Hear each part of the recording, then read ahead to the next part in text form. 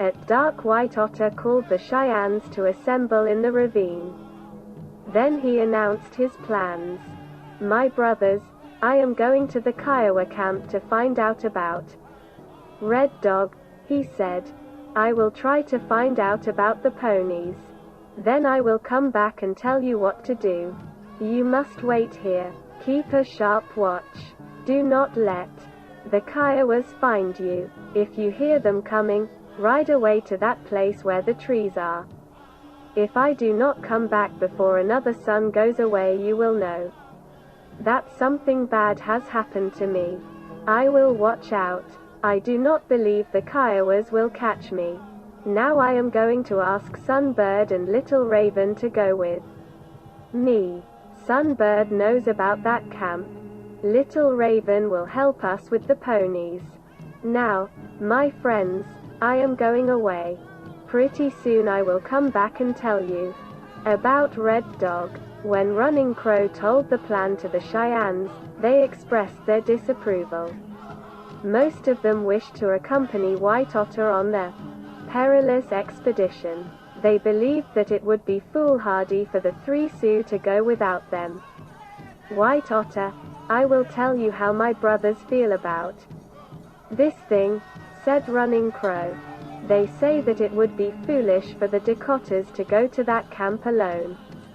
The Kiowas are watching. Perhaps you will meet them. There will be only 3 of you. There will be many Kiowas.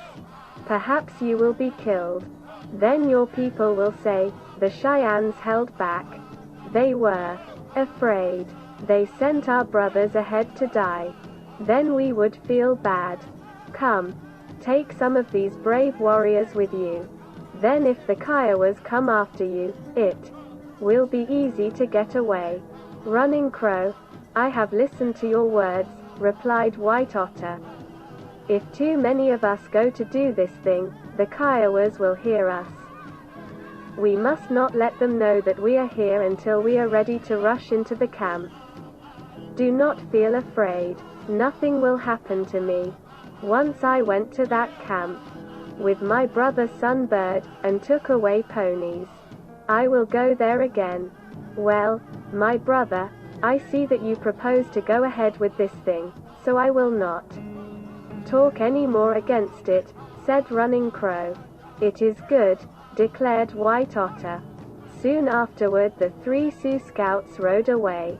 When they were a bowshot from the ravine, White Otter turned toward the south.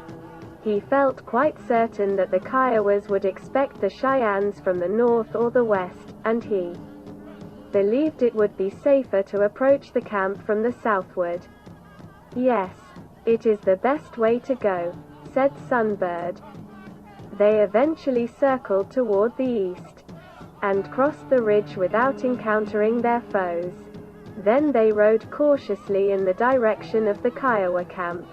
They knew that it was located beside a wide stream to the eastward of another low ridge. Having passed the scouts, the Sioux hoped to reach the second ridge without being discovered. It seemed a long time before it finally loomed up before them. Then they stopped. The camp was only a short distance away. White Otter suddenly began to sniff. "So tar. Smoke," he said. The wind was blowing toward them, and they caught the odor from the Kiowa fires. They spent some time listening for voices from the ridge. The way appeared to be clear. They rode slowly forward. They had gone only a short distance when White Otter suddenly stopped his pony and dismounted. "It would be foolish to ride closer to that place," he said, softly. "I believe scouts are watching on the top of that hill. If we ride over there, they will hear the ponies. I will tell you what I propose to do. Little Raven, you must stay here with the ponies. Sunbird, you must go ahead with me. Little Raven, you must listen sharp. If you hear anyone coming toward you, ride away. Do not let the Kiowas know who you are. When we come back, we will make the call of Takala, the little gray fox. Now we will go ahead. I will keep your words, Little Raven said, quietly. White Otter and Sunbird disappeared. A few moments later they stopped at the base of the ridge to listen. The silence reassured them, and they crawled cautiously up the slope. Once at the top, they looked eagerly toward the east. They located the camp by the glow from the fires. Then they saw them twinkling far away among the trees. They watched with the grim, silent satisfaction of a panther that has discovered its prey. Come, whispered White Otter. We will go down there and look for the ponies. Then we will crawl up to the camp and try to find out about Red Dog. They moved carefully down the ridge, and hurried across the plain. On a former expedition they had learned that the Kiowas pastured their ponies to the northward of the camp, and they turned in that direction. They had no thought of attempting to run off the ponies. However, for they realized that such a maneuver would cost the life of the Cheyenne chief. Besides, they felt certain that the Piebald and the Roan and the best of the Cheyenne war ponies had been taken to the camp for safekeeping. They believed that the rest of the stolen ponies were with the great herd of Kiowa ponies that were turned loose upon the plain in the vicinity of the village. White Otter was eager to locate them so that the Cheyennes would know exactly where to find them when they came to attack the camp. Perhaps the Kiowas drove them close to the lodges, suggested Sunbird. Yes, it may be true, said White Otter. They circled carefully about the plain, searching for the ponies, but were unable to find them. They finally became convinced that the crafty Kiowas had driven them close to the camp. It was the usual precaution in times of danger. Well, we will not look any more, said White Otter. The night is passing. There is little time. Come, my brother, we will creep up close to the camp. Perhaps we will find the ponies there. They turned toward the Kiowa village, and advanced with great caution. They stopped many times to make sure that the way was open, before they finally came within bowshot of the camp. It was located in a grove of cottonwoods that lined the banks of a stream. The lodges showed distinctly in the light from the fires, but the trees made it difficult to see into the village. We must go closer, declared White Otter. At that moment a dog began to bark, and they stopped in alarm. Had the dog caught their scent? Their hopes weakened at the thought. They listened, fearfully, expecting to hear the other dogs take up the challenge. Their fears, however, were not confirmed. The dogs soon became quiet.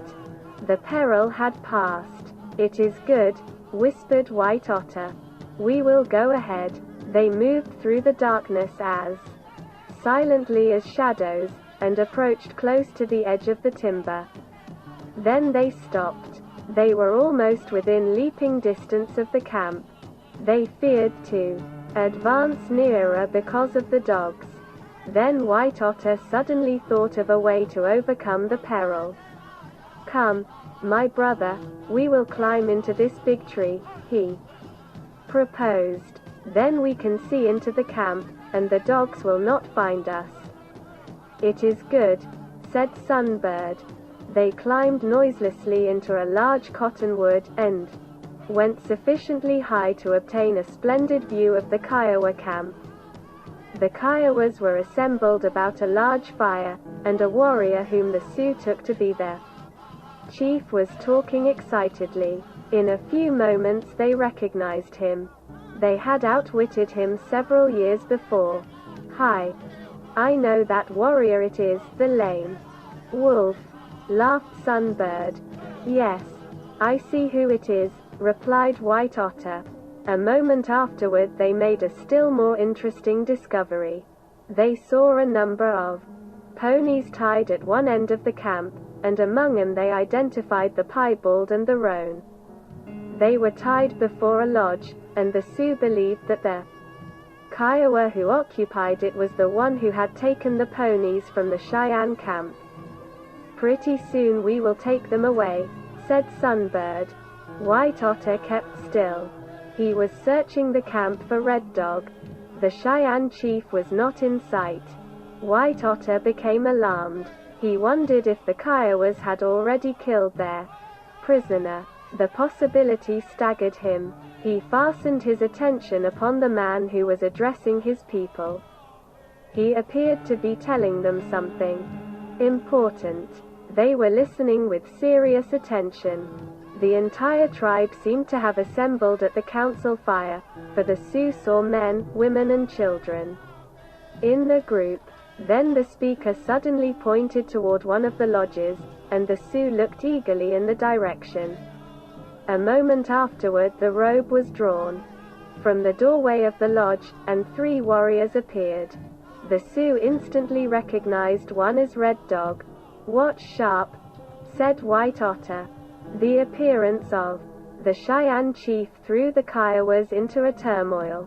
They rose to their feet, and began to shout, and jeer, and threaten their foe. The latter walked slowly forward between his guards.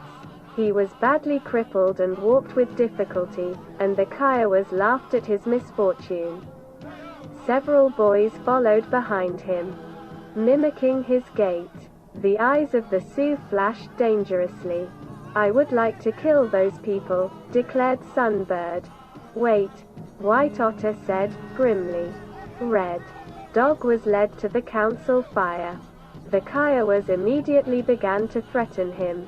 They crowded closely about him, shouting and shaking their fists, but the Cheyenne appeared calm and fearless. Then the warrior whom the Sioux had recognized called out sharply, and the Kiowas fell back.